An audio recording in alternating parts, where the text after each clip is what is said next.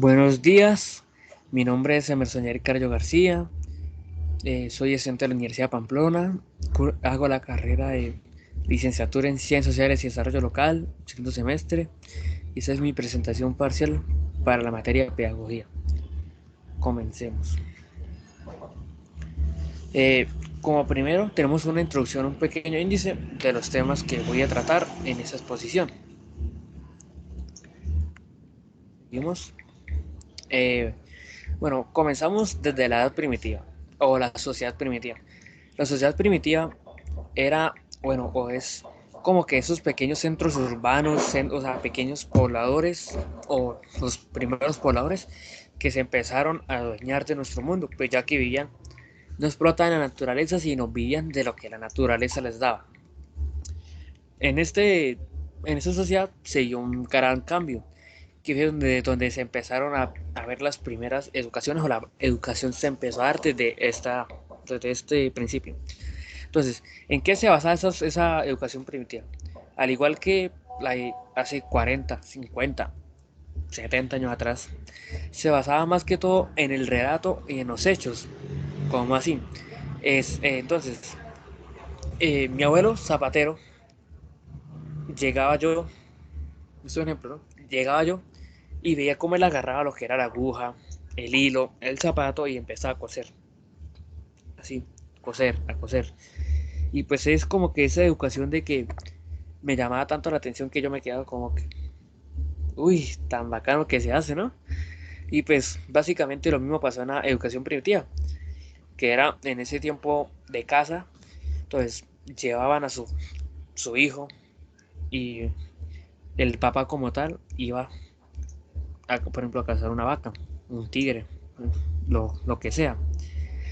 Y era como que el papá hacía y el alumno veía cómo él hacía. Entonces él veía que él agarraba lo que era una lanza, o sea, primero la afilaba, se movía sigilosamente entre y veía, o sea, veía los pasos a seguir de su padre para ir aprendiendo y poco a poco él iba aprendiendo. Lo mismo me pasó a mí con los zapatos. Mi mamá pues agarraba su hilo, su hilo, sus zapatos y empezaba. La puntada tiene que quedar así, así. Y pues, o sea, un método se me dio por agarrar un zapato y yo mismo coserlo. No me cogí de la igual manera, pero fue algo que pues yo aprendí desde la educación de ella. Eh, Continuando con Roma, Roma fue una civilización, un pueblo importante en la educación, ya que pues al estudiar el latín y el griego tenían, y también el romano, tenían diferentes idiomas, hablaban cerca de 4 o 5 idiomas. Su educación principalmente era para guerreros, para conquistadores, para tengo mi ejército, vamos a ir a conquistar dicho pueblo o dicho terreno. Eran excelentes educadores en el tema de oratoria. ¿Cómo así? Que ellos tomaban al joven y lo preparaban bien para dar un discurso de cualquier tema en en grandes escenarios. Continuamos así con Egipto, que fue de los primeros lugares del mundo que se empezó a dar mucho a la matemática y la geometría. Tenían buenos constructores, artesanos, ingenieros. Se empezó a mostrar ingeniería, muestra ya unas pirámides. Y Egipto tenía una particularidad de que el que así fuera egipcio no tuviera ningún estudio se consideraba como esclavo. En Egipto era importantísimo la educación. Continuamos con Grecia, que Grecia fue uno de los principales eh, incentivadores a la educación, pues ya que ellos no se basaban tanto en la corriente de fe como tal, la de Dios, sino colocaban como un poquito más de lógica las cosas. Las cosas pasan porque no solo por Dios, sino, o sea, por otra cosa. También ahí podemos mencionar una época grandísima que fue la época homérica, que se trataba de relatos a héroes, que los héroes hacían esto, que los héroes hacían aquello. Bueno, continuamos a la época escolástica, que se basó en la fe y que fue predominante en la Edad Media. ¿Cómo así? Entonces, ¿en qué se basa la escolástica? Se basa más que todo en la creencia que yo tengo hacia Dios, que las cosas que pasan es por Dios.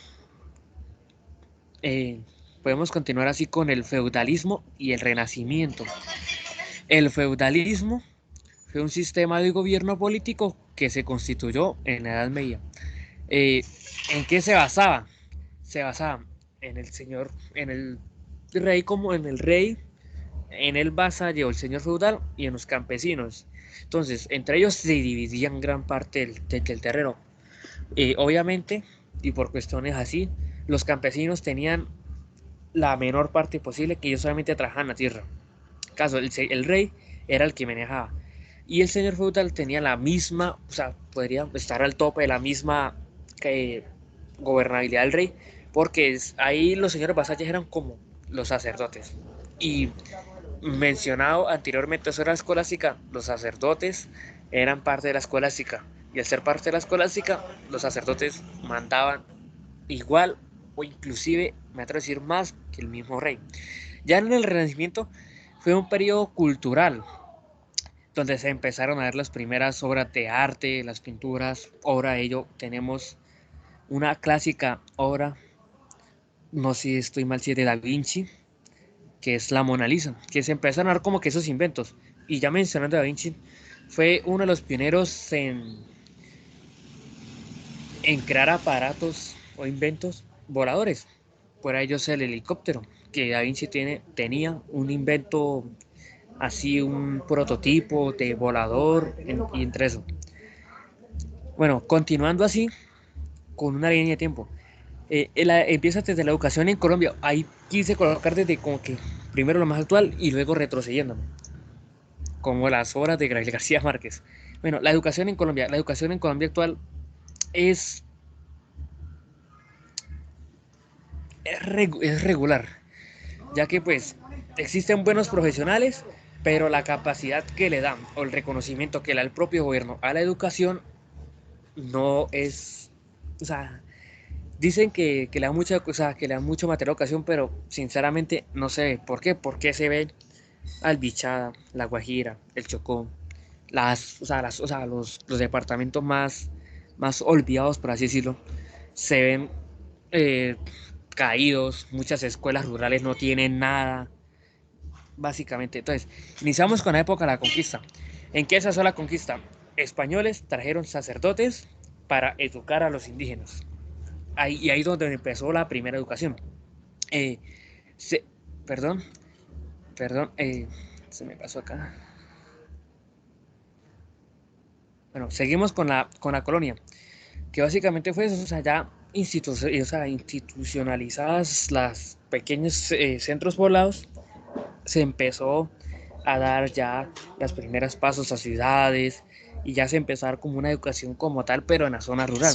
En la época de la independencia se basó mucho, fue en lo que fue las épocas de liberación de los primeros pueblos, Haití, Argentina, Ecuador, Perú, entre otros.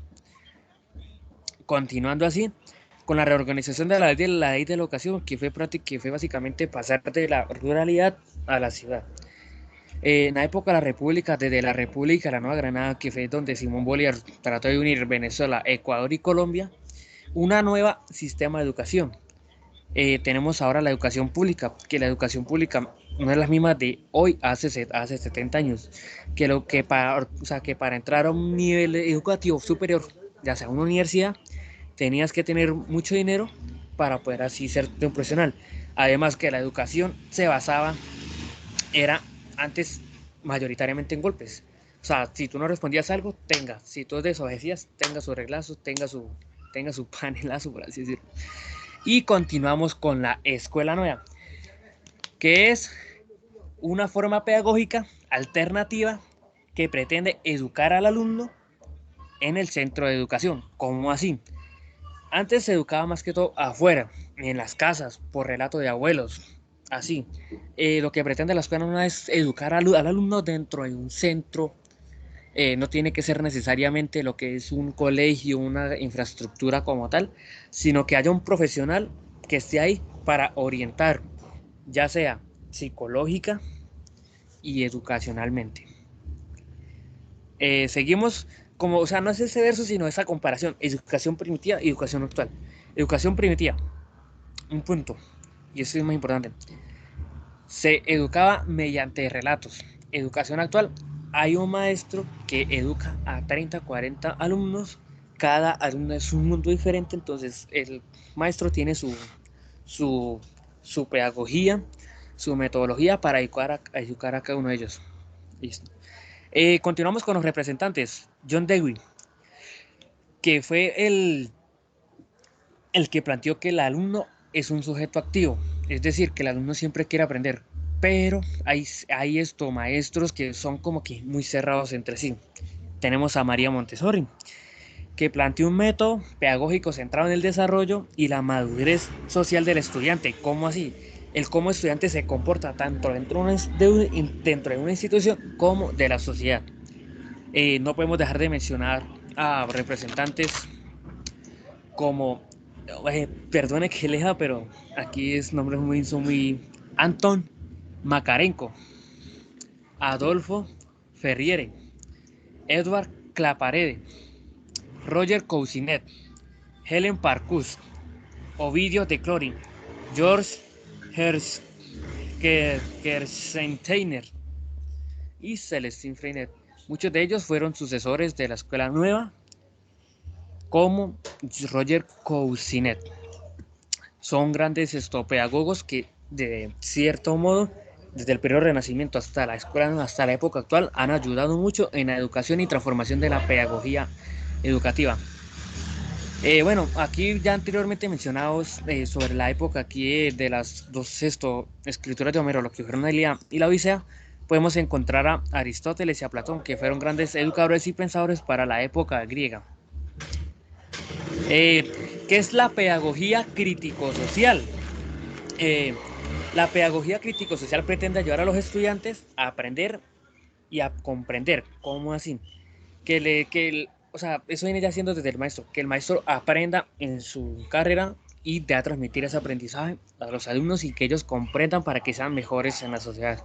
También aquí se puede mencionar el tema de la política, que la política es una toma de decisiones, mi concepto es una toma de decisiones que van a beneficiar de buena o mala manera a una sociedad. Y los aportes de Paulo Freire, que hizo grandes obras como la crítica a la educación tradicional o educación bancaria. Tenemos también lo que fue la pedagogía de la esperanza, grandes obras que se pueden encontrar de su autoría que fueron inmensamente grandes. Bueno, y los da para finalizar los dejo con esa frase: el educador es el hombre que hace las cosas, que hace que las cosas difíciles parezcan fáciles. Un ejemplo rápido: profesor de matemáticas, x más xy más 2x más 3ab. A mí se me hacía muy difícil, pero ¿qué hacía? Le explicaba al profesor y el profesor ya me desenredaba la cabeza ese problema y ya entendía mejor. Entonces, hace que una cosa tan difícil se convierta en algo fácil. Muchas gracias y esa fue mi exposición del día de hoy.